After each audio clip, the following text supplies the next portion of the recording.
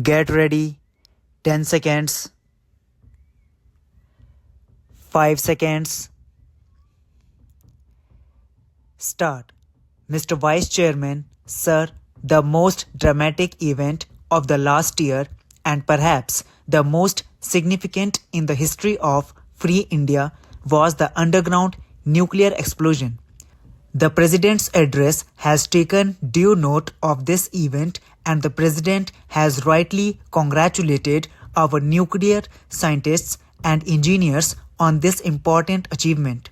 However, a serious omission in the President's address is that he made no mention of the hundreds of other scientists who are working in equally important fields such as agriculture and fisheries.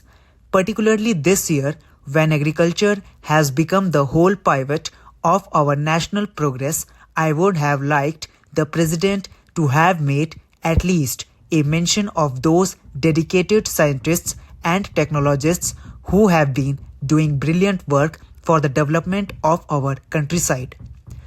Whenever one visits an agricultural research institute in any part of the country, one is impressed by the dedication and energy of our young scientists engaged in doing the most advanced research in agriculture, dairy, fisheries, soil research, reclamation of desert areas, forestry, all of which are crucial to our development.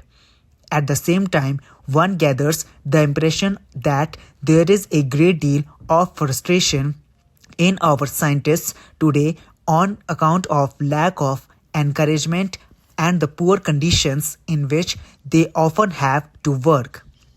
Atomic scientists are perhaps somewhat better looked after than the other scientists, but on the whole, we cannot say that we have treated our scientists very well. Even today, after all the advance we have made in science, I feel that our scientists have not received the appreciation that they deserve. The majority of them are still treated just like functionaries in a government department. Poor salary, indiscriminate transfers, promotion of people merely according to seniority and not on the basis of merit or special experience, these are the complaints that I have heard from scientists whenever I visited any of our leading scientific institutions.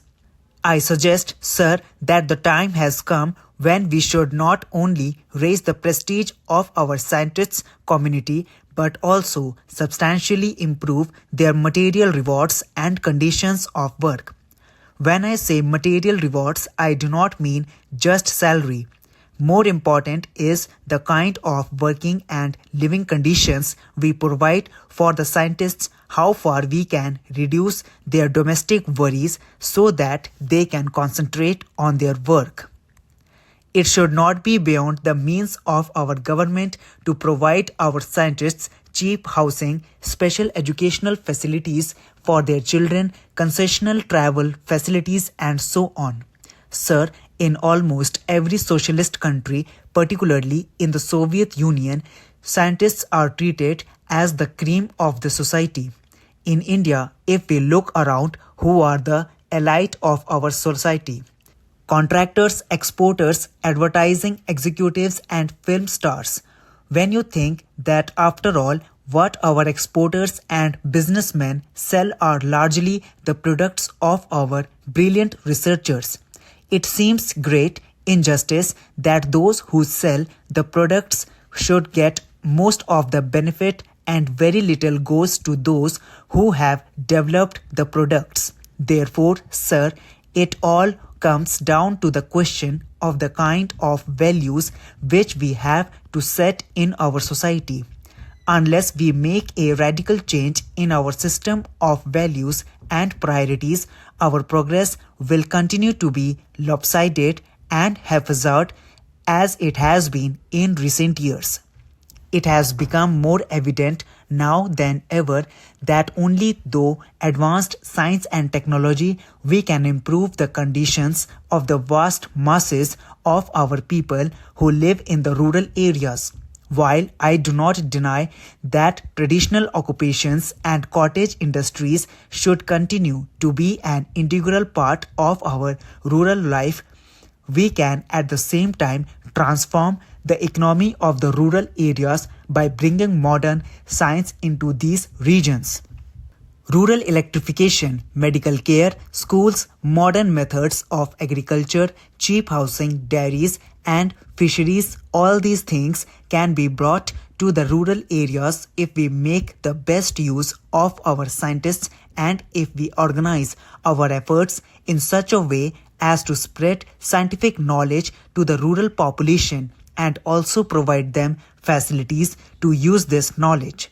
Sir, much of the work of our agricultural scientists has not so far spread to the villages. Sir, it is disappointing to see that the President's speech is set in a conventional mood. Many of the new ideas that have been discussed in the last year have failed to get a mention, while the importance of fertilizers, power, steel, coal, and oil is mentioned. I do not see any reference to the use of solar energy, wind power, or gobar gas. I do not think, sir, the dignity of the presidential address would have been in any way impaired by the mention of gobar or the conversion of sewage into useful manure. These, I submit, are the new tools by which we can raise the standard of life of our people living in our villages.